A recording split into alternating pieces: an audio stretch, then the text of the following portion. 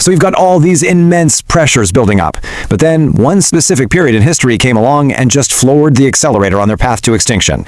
It was fast, it was purposeful, and really, this was the point of no return.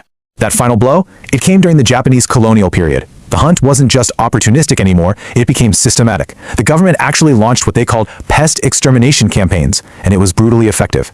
By 1922, the last known Korean tiger was captured. That was it, the end. And the whole mindset just completely changed. This wasn't about money or even protecting livestock anymore. No, it became a sport, a symbol of conquest. These colonizers were turning these incredible animals into trophies, and in doing so, they just wiped out what little was left of the population. So after liberation, you'd think, okay, maybe now there's a chance for them to recover, right? But in all the chaos and devastation of that post-war period, the tiger's silent struggle was just completely ignored. A final, tragic chance was just missed. And look, you can understand it, right? After the war, Korea's top priority was rebuilding the country, getting the economy back on its feet. In that desperate fight for national recovery, something like wildlife conservation, it just wasn't even on the radar. The tiger's own fight for survival was completely overlooked. And by the time people started to really think about conservation in Korea, in the 60s and 70s, it was just too little, too late. The sun had already set. The forests were silent.